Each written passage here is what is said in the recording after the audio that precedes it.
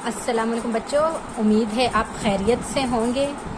اچھا، آج ہم نے باب نمبر 7 پاکستان کے خارجہ تعلقات کو جو ہے پڑھنا ہے، اور اس میں سب سے پہلا جو ہمارا عنوان ہے وہ ہے پاکستان کی خارجہ پالیسی کے مقاصد۔ تو آج ہم خارجہ پالیسی کے مقاصد کو پڑھیں گے، اور یہ پڑھنے سے پہلے ہمیں پتہ ہونا چاہیے کہ خارجہ پالیسی کیا ہے۔ تو بچوں، خارجہ پالیسی جو ہوتی ہے وہ کسی ملک کے دوسرے ممالک سے تعلقات قائم کرنا ہوتے ہیں تاکہ ہم دیگر ممالک کے ساتھ برآمدات اور برآمدات کا سلسلہ جاری رکھ سکیں، اور اس سلسلے میں ہم جو ہے وہ خرید و فروخت کر سکیں۔ یہ ہماری چیز کہلاتی ہے خارجہ پالیسی۔ اور اس کے متعلق جو ہے وہ 15 اگست 1947 کو پاکستان کی خارجہ پالیسی کا خاکہ جو ہے وہ پیش کرتے ہوئے قائد اعظم نے کہا تھا، ہمارا مقصد اندر باہر امن ہونا چاہیے، ہم پرامن طور پر رہنا چاہتے ہیں اور اپنے قریبی پڑوسی ممالک اور پوری دنیا کے ساتھ خوشگوار اور دوستانہ تعلقات قائم کرنا چاہتے ہیں۔ ٹھیک ہے، یہ آپ کو اپنی کتاب میں تو نہیں ملے گا، لیکن یہ قائد اعظم کی کوٹیشن تھی جو انہوں نے خارجہ پالیسی کے مقصد کے لیے بیان کی۔ اب جو ہے چونکہ کوئی بھی ملک اکیلا نہیں رہ سکتا، لازمی طور پر دوسرے ممالک کے ساتھ تعلقات قائم کرنے پڑتے ہیں۔ تو ایک ریاست جو ہے وہ دوسری ریاست سے تعلقات کے قیام میں کچھ بنیادی اصولوں اور مقاصد کو پیش نظر رکھتی ہے۔ اس حوالے سے جو بھی پالیسی بنتی ہے اسے ہم خارجہ پالیسی کہتے ہیں۔ تو پاکستان کی خارجہ پالیسی کے جو بنیادی مقاصد ہیں، ایک تو ہے جی علاقائی خود مختاری اور سالمیت کا تحفظ، نمبر 2 نظریاتی مقاصد، نمبر 3 اقتصادی ترقی، نمبر 4 ثقافتی ترقی۔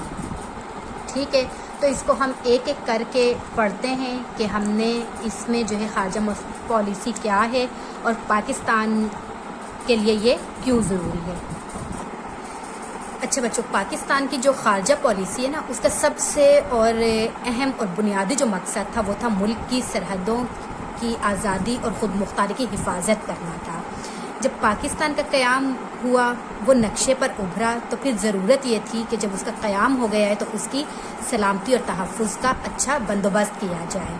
لہٰذا پاکستان نے ملکی سلامتی کو خارجہ پالیسی کی بنیاد بنایا اور بیرون ممالک کے ساتھ تعلقات میں قومی سلامتی کو ہمیشہ اہمیت دی۔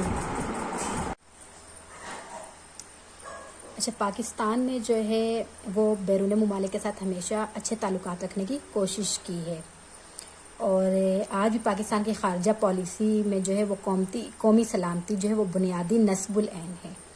پاکستان دوسرے ممالک کی علاقائی سالمیت کا احترام کرتا ہے، یعنی جو بھی دوسرے ممالک ہیں ان کو قائم رکھنے کے لیے ہمیشہ جو ہے ان کا احترام کرتا ہے، اور خود بھی یہ توقع رکھتا ہے پاکستان کے اس کے ملک کے ساتھ بھی، پاکستان کے ساتھ بھی یہی معاملہ ہو کہ تمام ممالک جو ہے پاکستان کی قومی سلامتی کا احترام کریں۔ اب معاملہ کچھ یوں ہے کہ بھارت نے جو ہے وہ ایٹمی دھماکہ کیا، تو ملکی سالمیت کو مد نظر رکھتے ہوئے پاکستان نے بھی کیا کیا کہ اپنی قوت کا مظاہرہ کرتے ہوئے ایٹمی طاقت ہونے کا ثبوت پیش کیا اور ایٹمی دھماکے کیے۔ پاکستان جو ہے وہ اقوام متحدہ کے چارٹر کا پابند ہے اور طاقت کے استعمال کے خلاف عالمی مہم میں شریک ہے۔ پاکستان جو ہے وہ ایک آزاد خارجہ پالیسی رکھتا ہے، خاص طور پر نیوکلیائی ہتھیاروں کا معاملہ ہو یا اسلحے کی خرید و فروخت۔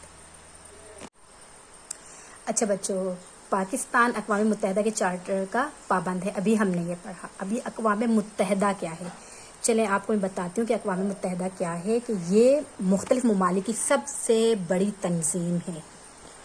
یہ 25 اپریل 1945 سے 26 جون 1945 تک سان فرانسسکو امریکہ میں جو ہے وہ 50 ملکوں کے نمائندوں کی ایک کانفرنس منعقد ہوئی، اور اس کانفرنس میں ایک بین الاقوامی ادارے کے قیام پر جو ہے وہ غور کیا گیا۔ چنانچہ اقوام متحدہ، یا جسے ہم یونائٹڈ نیشنز کا منشور یا چارٹر جو ہے کہتے ہیں، اسے مرتب کیا گیا، لیکن اقوام متحدہ جو ہے وہ 24 اکتوبر 1945 میں معرض وجود میں آئی۔ اب اس کے مقاصد کیا تھے؟ مختلف اس کی شقیں ہیں۔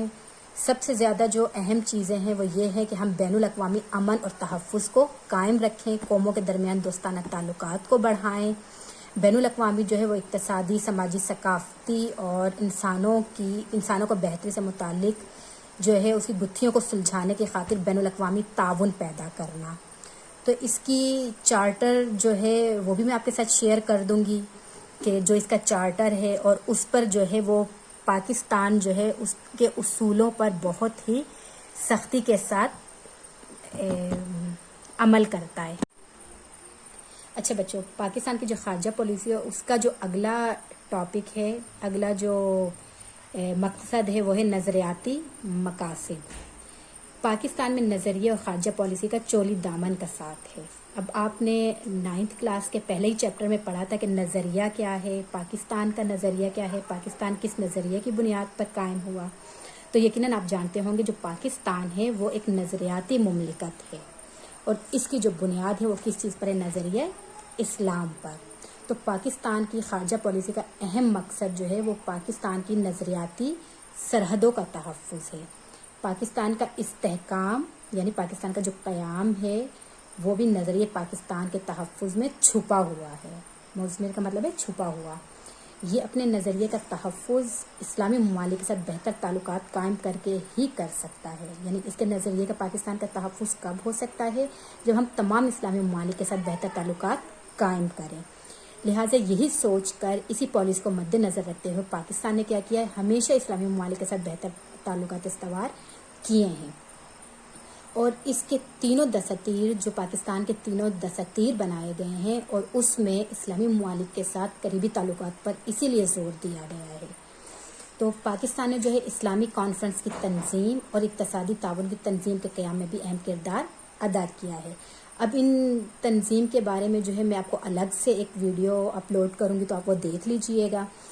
دنیا میں جہاں کہیں بھی مسلمانوں کو مسائل درپیش آئے ہیں تو وہاں پر پاکستان نے ان کی ہر ممکن کوشش کی ہے۔